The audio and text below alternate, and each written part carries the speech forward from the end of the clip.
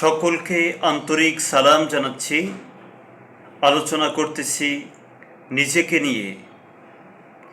এই আলোচনাটি খুবই গুরুত্বপূর্ণ। আমরা মানুষ, আমরা নিজেকে নিয়ে ভাবি না, আমরা অন্যকে নিয়ে ভাবি, অন্যকে নিয়ে চিন্তা করি। কিন্তু যে নিজেকে নিয়ে চিন্তা করে সে অন্যেরও ক্ষতি করবে না, অন্যেরও উপকার করবে, অন্যের জন্য সে উপকৃত হবে। এই জন্য আসুন আমরা নিজেকে নিয়ে চিন্তা করি, নিজেকে নিয়ে ভাবি।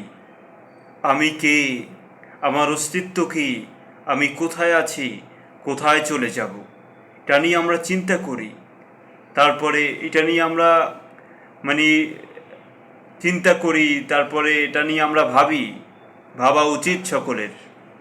এই জন্য আল্লাহ তাআলা কোরআনুল কারীমের ভিতরে ইরশাদ করেছেন, ইয়া আইয়ুহাল্লাযীনা আমানু আলাইকুম আনফুসাকুম, হে বিশ্বাসীগণ, আলাইকুম তোমাদের উপর, আনফুসাকুম তোমাদের উপর, তোমাদের নিজেদের দায়িত্ব। তুমি তোমার নিজেকে চেনো, নিজেকে বাছাও, নিজেকে নিয়ে ভাবো, নিজেকে নিয়ে চিন্তা করো। অন্যত্রয় আল্লাহ তাআলা ইরশাদ করেছেন, কু আনফুসাকুম ওয়া আহলিকুম নারা, কু আনফুসাকুম ইয়া আইয়ুহাল্লাযীনা আমানু, হে বিশ্বাসীগণ, কু আনফুসাকুম তোমরা নিজেকে বাঁচাও, ওয়া আহলিকুম নারা জাহান্নামের আগুন থেকে নিজেকে বাঁচাও, এবং আহাল যারা পরিবার, যারা ঘরের লোক, তাদেরকেও বাঁচাও। এখানে প্রথম যেটা আল্লাহ তাআলা বলেছেন, নিজেকে বাঁচাও, নিজের অস্তিত্ব টিকিয়ে রাখো।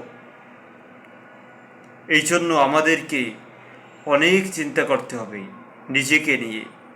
নিজেকে চেনার তুমি তৌফিক দাও, নিজেকে চেনার তুমি তৌফিক দাও। নিজেকে নিয়ে ভাবি, আমি কতটা ভালো কাজ করি, আমি কতটা অন্যায় থেকে দূরে থাকি, আমি কতটা মানুষের জন্য ভালো কাজ করি, আমি কতটা খারাপ কাজের দিকে যাই, আমি কতটা আল্লাহর জন্য ইবাদত করি, কতটুকু অন্যায়ের দিকে আমি ধাবিত হই।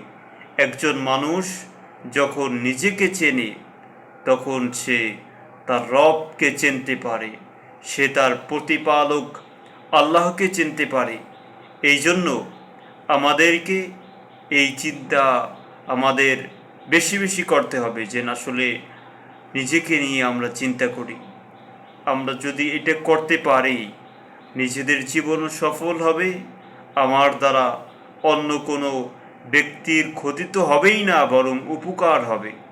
এটাই হোক আমাদের জীবনের চাওয়া। আমার নিজের থেকে আমি শুরু করি। এই জন্য আল্লাহ তাআলা ইরশাদ করেছেন, আতা'মুরুনান নাসা বিল বিররি ওয়া তানসাউনা আনফুসাকুম, তোমরা কি অন্যকে উপদেশ দিচ্ছ নিজেকে ভুলে গিয়ে? তার মানে আমি অন্যকে ধর্মের দাওয়াত দেব, অন্যকে সুন্দর সুন্দর নসিহত শোনাবো, এর আগে আমি নিজেকে, আমার নিজের পরিচয় কি? আমি কি আল্লাহর সাথে আছি না আল্লাহ থেকে দূরে? আমার সম্পর্ক কার সাথে? শয়তানের সাথে? যদি সেটাই হয়, তাহলে আমি ভালো কাজের দিকে মানুষকে দাওয়াত দিলে এটা অন্যায় হবে।